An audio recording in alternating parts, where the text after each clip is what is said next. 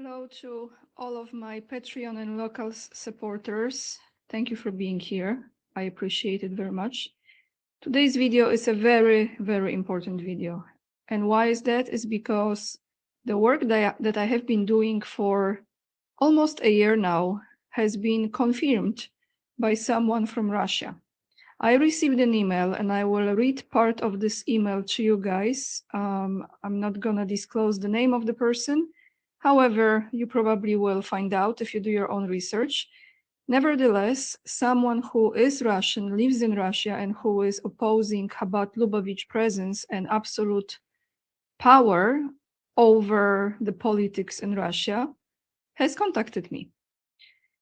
And I went into a research of their channel, what they are showing, and I came across a video that is incredibly informative. So in this video today, you're gonna see some new things about Putin, some new things about Russia, and some other things that none of those political commentators that actually I have been collaborating with for a long time, as in the time I was believing that, Putin is different, but it's not. None of them will be talking about it. And I just wonder why. Like, why don't you question it? Why don't you do the research? Why don't you look into what's really going on? Because what's happening at this moment, and this is again confirmation, in Ukraine, this is a perfect scenario of the Chabad Lubavitch sect, that Christians are killing Christians because they are not, you know who, those Jewish men. They are not fighting in the war, really. So it's perfect scenario.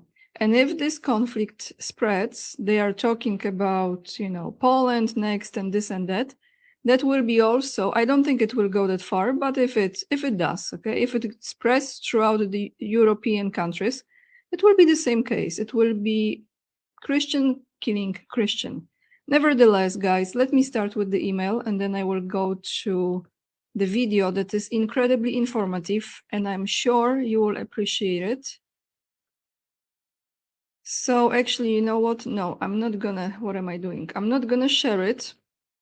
I'm going to read it partially. Hello, Anya. My name is, let's not disclose the name. I am writing to you because I saw your courageous work exposing Chabad Lubavitch. I belong to a human rights organization in Russia. For many years, we have been trying to raise awareness about various aspects of our lives, including Chabad influence in our country, and resist those who want to establish total control in our country and around the world. During the pandemic, we also began connecting with socially active people worldwide and together created the Union of Free People, which unites such individuals and allows us to exchange real information, news, experiences, and solutions. And then I have some links. In May 2026, so this year, in this May, we held an international conference on current global issues.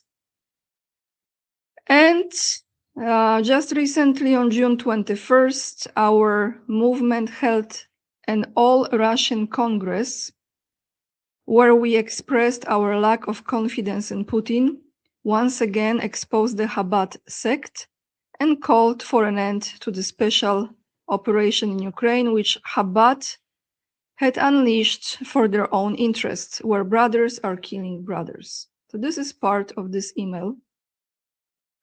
And now let me take you to one of the videos, part of that video that is on that website. I mean, on that channel that person is has contacted me from. Very informative, guys. So let's start. And after I end playing it, which will be about, I think, like 15 minutes or so, I am sure you're gonna appreciate this video. I will give you my comments on that.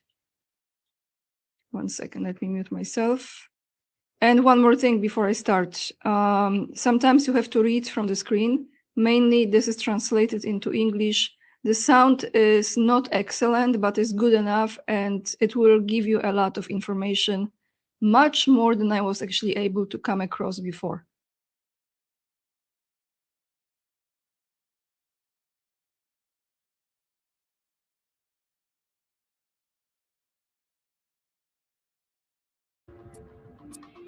Chabad is sponsored by oligarchs around the world. The largest sponsor of Chabad sect in former USSR countries is Lev Levaev, the Israeli billionaire and diamond king. Levaev alone established 345 Chabad centers in the cities with synagogues, educational institutions, canteens and libraries. Experts believe that Chabad, with its worldwide network of shlohim, messengers of the Lubavitcher Rabbi, is an affiliate of the CIA and Mossad. Indeed, Menachem Mendel Schneerson contributed to Pentagon for many years. Chabad creates its offices even in the most remote parts of Latin America hardly visited by Jews. It has become known that a worldwide drug mafia network is being created in this way to provide Chabad with funding. Several scandals have taken place with Chabad rabbis captured while transporting drugs. In 2001, Interpol exposed a network of drug dealers with Chabad Jews being their backbone. They transported and disseminated synthetic drug ecstasy. Transporting of the drug from Poland to Holland was original and elusive. Chabad members were not searched at customs because they disguised drug as objects of their religious cult, which non-Jews are not allowed to touch, or drugs were transported under their traditional black hats.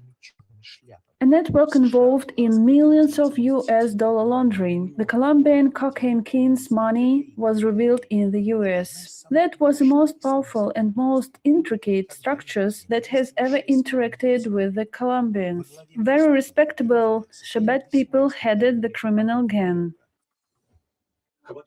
Chabad is indeed a very influential organization. The very essence of it is debatable and combined. This is partly a criminal structure which, according to many facts and sources, is closely associated with drug business. Repeatedly, Chabad rabbis have been captured with drug consignment. It is very likely associated with criminal organ transplantation, with kidnapping. On the other hand, they are a very influential division of Western intelligence services, American, Israeli, who collect information and exert influence. They certainly are connected with globalist circles, which set themselves the task of determining our common human future.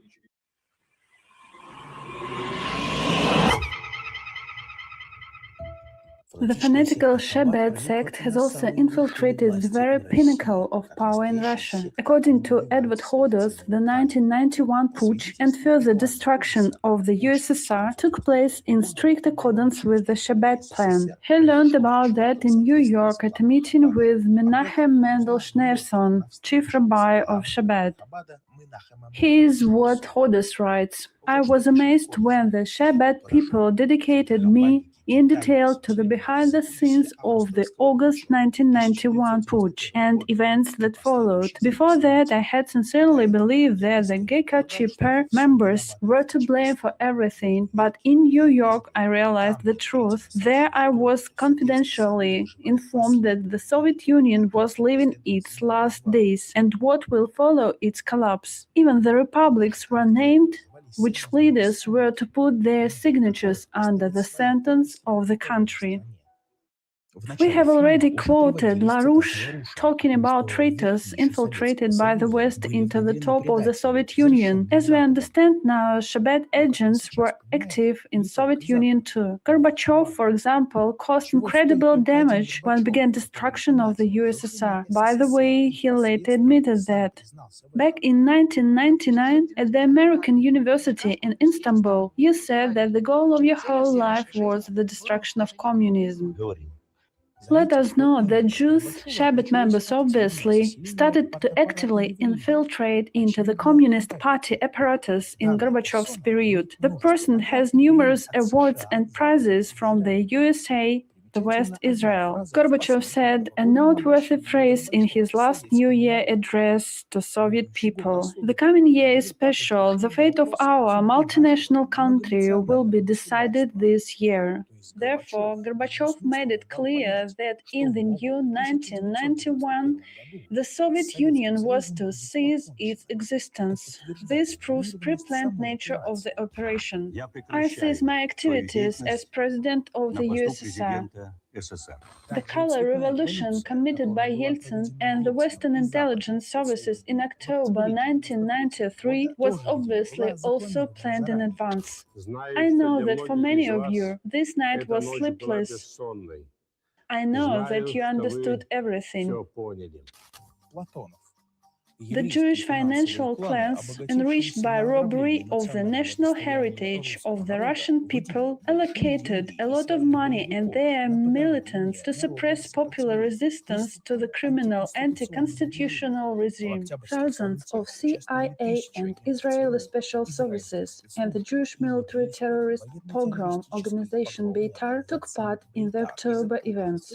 According to open sources, Jewish paramilitary brigades participated in the coup of 1993 in Russia. We saw that with our own eyes, and we have photographs showing people in civilian clothes tried to break into the Russian White House, and they had a flag with the Star of David, the flag of Israel. I personally saw it. They say Beitar was there. I did not take them prisoner, so I can't specifically say who they were, but Beitar units and special unit of Jericho were active there. Plus, even though it was not widely reported, but it was covered in press, American Marines from the legation guard of the American embassy were killed and injured. It was in press. I have the newspapers. The question about snipers. Unknown snipers were working. We did not have a single sniper rifle. This I tell you responsible. Where did the snipers shoot from? The snipers were working from the Ukraine Hotel, from the high-rise building on Vastania Square, and from nearby streets. They ran past. The clatter of feet in boots was heard. They said, "There are people in the basement somewhere." That is, they were looking for us. Another replied, "Hell with them, there is water in the basement. They will croak anyway." The first said, "Let's throw a grenade." The second answered him, "To hell with them, we'll still shoot them all. If not today, then tomorrow. Not tomorrow, then in a month. We will shoot dead all Russian swine." That's what impressed me. They wanted to kill the Russians. So it wasn't the Russians who said that, and they left. Here we prayed to God, and we dodged a bullet, they left. As we later calculated, 1,500 people died. The stadium was covered in blood. People who lived on the upper floors of nearby houses told that they could see it from their windows, and they were also shot at if they were seen in the windows. The massacre of unarmed Russian people began with an attack by armored personnel carriers manned by Beitar crews. The first bursts killed about 40 unarmed people who spent the night in tents near the Russian White House. Armored vehicles ran into tents, crushed there not only sleeping men, but also women and children, for many Russian people came to defend the White House with families. It is clear that unarmed citizens could not resist military machinery.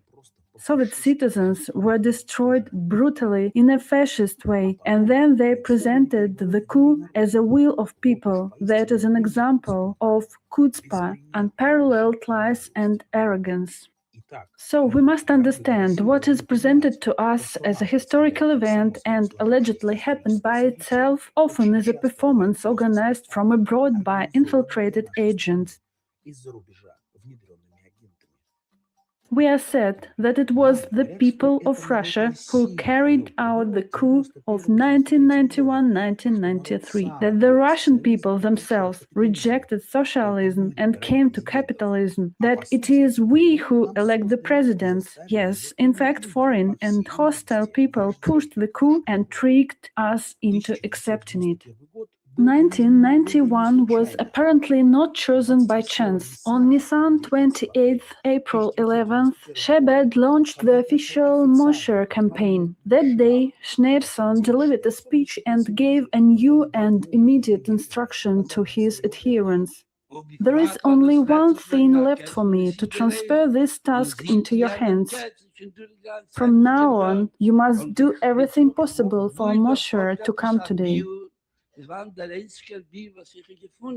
There is evidence proving that since the coup, Chabad members celebrate Hanukkah in the Kremlin annually since 1991. The holiday celebrates victory over enemies. The first celebration took place on the 1st of December 1991. The Jews celebrating in the Kremlin connected with New York and Tel Aviv through a teleconference. The teleconference was personally attended from New York by Menachem Mendel Schneerson, the head of Chabad, who announced,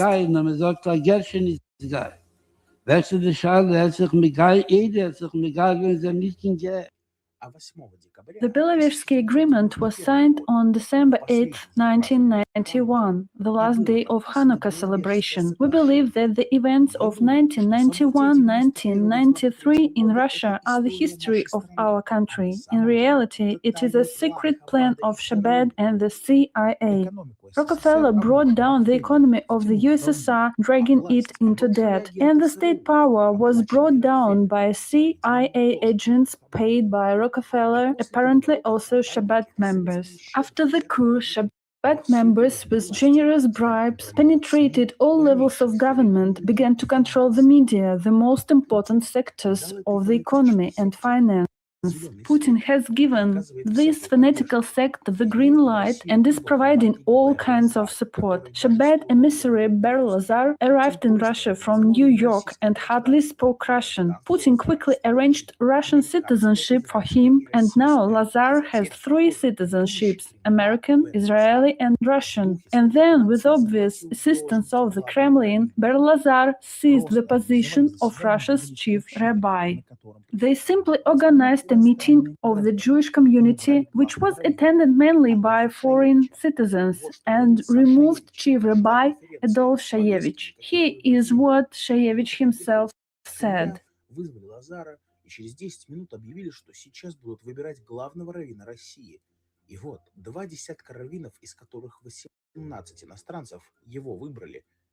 In a March meeting in the Kremlin, Vladimir Putin congratulated those present on a significant date, the 100th anniversary of the birth of the 7th Lubavitcher Rabbi Menachem Mendel Schneerson, King Messiah for the ages. Edward Hoda's The Jewish Syndrome. According to the Jewish press, at least once a month, Putin invites Chabad rabbis to the Kremlin and inquires in detail about the well-being of the Russian Jewish community. Putin donates his monthly salary to fund the construction of the Jewish Museum in Moscow. Samara Rabbi Shlomo Deutsch complained to Putin about the problem he faced trying to open a Jewish school. Paperwork was dragging on in every possible way. Putin promised to sort it out. The next day, the head of the city informed the rabbi that all the necessary documents were ready. The school was open. At the same time, Shlomo Deutsch is openly friends with the enemies of Russia. Samara journalists write about him.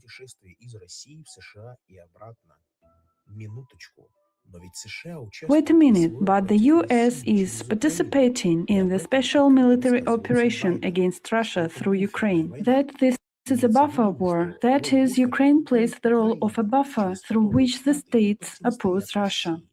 Consequently, his activities are contrary to the interests of Russia and its people, aren't they? This is also proved by the following fact. At the very height of the special operation, on the 3rd of March 2022, Deutsch celebrated the wedding of his daughter Raquel, who was married to the son of a rabbi from the Dnipropetrovsk region of Ukraine. Many Assembler at the Chabad headquarters in New York. That is, Chabad in Ukraine and in Russia is subordinate to New York. The two Slavic peoples are fighting among themselves, and Chabad pursues its interests in both countries. The interest of Chabad is to seize the territories of our countries and build their own state there, the new Israel. Under Putin, Chabad has hosted Orthodox Jews from everywhere, often with the help of local authorities and governors. Does that not prove their merging with Chabad? In summary, it was the local authorities who gave Chabad Rabbi Shlomo Deutsch the synagogue, which had previously belonged to the Congress of Jewish Communities and Organizations of Russia. Zalman Deutsch, the chief rabbi of Perm, brother of Samara Rabbi, received for free land worth 73 million rubles from Perm government for a Shabbat synagogue in the city center. This is the same land plot that was assigned the address of Engels Street 35. In fact, it had always been considered the Ponomarev Square. The square is obviously neglected, but still it has been a place of rest for local residents. This plot of municipal land with a cadastral value of 73 million rubles was transferred to the Lubavitcher Hasidim sect. This happened in 2016 under pressure from Governor Basargin.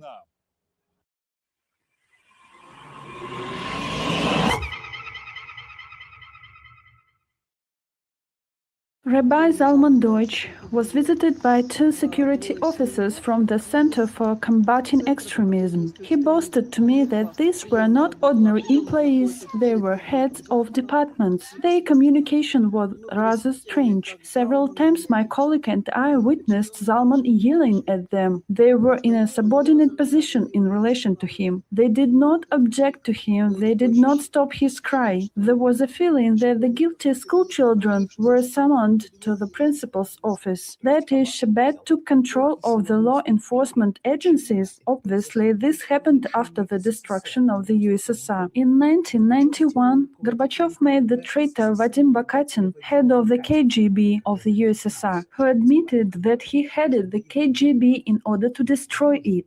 The most devoted to the motherland employees were fired from the KGB under Bakatin. The FSB, in its current form, was created by Yeltsin, a protege of the world's moneybags and Chabad, only in 1995, which makes it clear who serves the FSB. 40,000 Israelis were infiltrated into the Russian army after reform committed by Serdyakov under Putin. What's more, they were professional soldiers who had served in Sahel Army. And in 2008, the position of chief rabbi was introduced in Russian army. There remained hundreds of millions of shells in excellent condition in warehouses after the Great Patriotic War. Massive and regular explosions of warehouses were not accidental. It was a system. What was that? A diversion to make Russia incapacitated? The perpetrators of the explosions either have not been found, or the warehouses allegedly explode from an accidentally thrown cigarette. Other experts report that blowing up an entire warehouse is very difficult. The shells are stored unloaded. Plus, there is a security system, lightning rods, maintaining a distance between stacks, and the like. In order to blow up the warehouse, it was necessary to bring the shells into combat condition in advance and arrange the ammunition in advance in the right way. All those can only coincide if everything is covered at the state level. And now we are told that the Russian army has a shell hunter. Do you recognize the handwriting? The Chabad sect has entangled entire Russia. 90% of the rabbis in the country, according to Ber Lazar, are members of Chabad. Ber Lazar's three sons have already become chief rabbis of Krasnodar, Sochi, and Simferopol.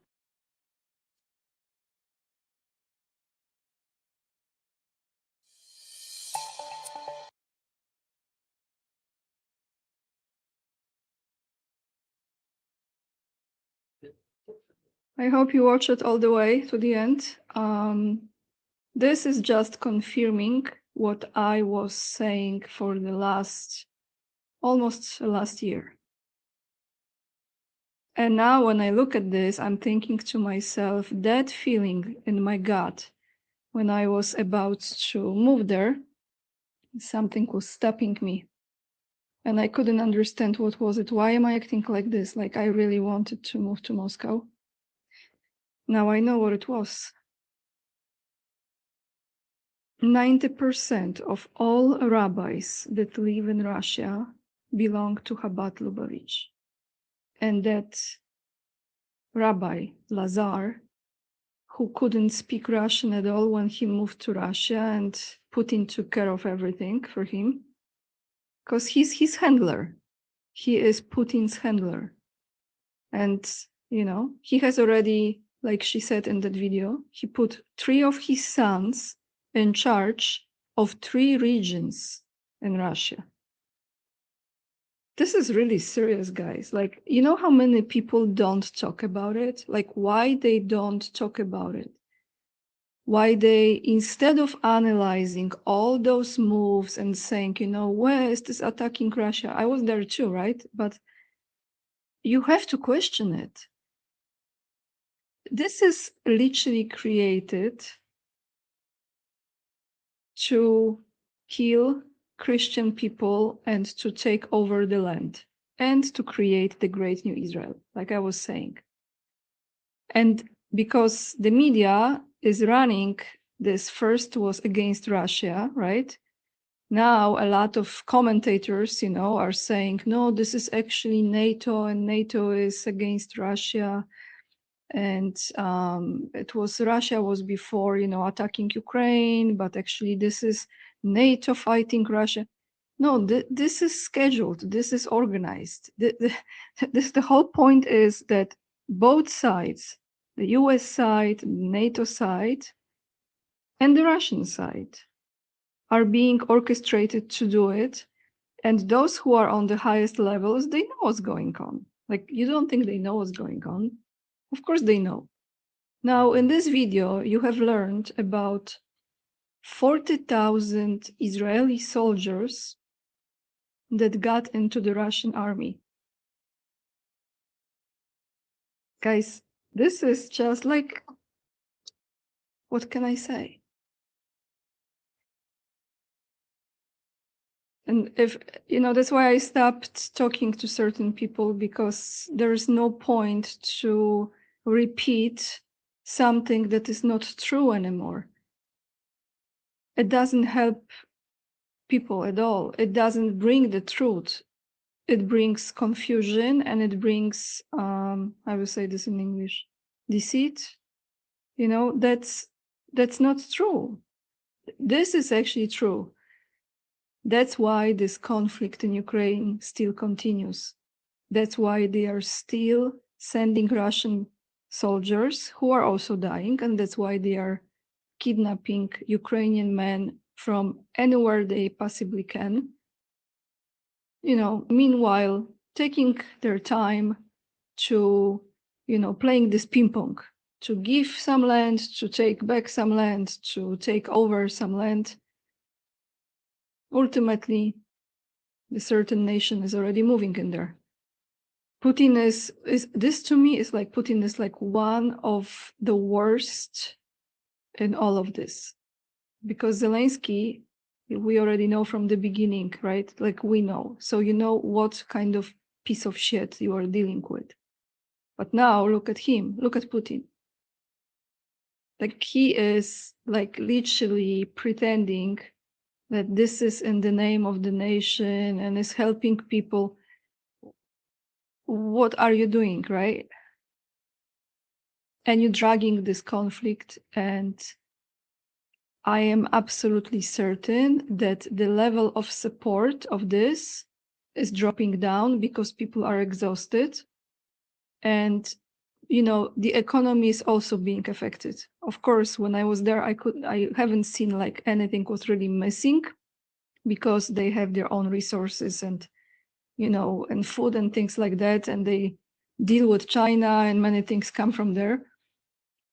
But people are also afraid because, you know, they have children, they have husbands, and they don't want to be fighting in this. Plus, they know much more than I knew, or I know, because they live there. So A lot of people are very well informed, they just are afraid to express it. And some, of course, are brainwashed too, like I was brainwashed. Anyway, I wanted to show you this, and I think I might be showing this on YouTube in the future. Maybe I will contact this person, maybe I will interview her on my channel, we see. Maybe after my vacation, because I'm going to take vacation soon. I really need it, guys, because all this stuff is really draining. So I really hope you enjoy it, and I feel more safe putting this here on Patreon and locals first, at least for some time. Yeah, it just confirmed everything I was feeling and gave me more information. So the whole thing really started, when you look at it, in 1991. This was when they had this putsch in Moscow. But this was also the time when Rabbi Elazar arrived to Russia, I think. Let me actually, you know what? Let me double check. I want to check something, so just give me a moment. I want to see when that rabbi arrived to Russia. I think they said it, but I forgot. When Lazar arrived to Russia.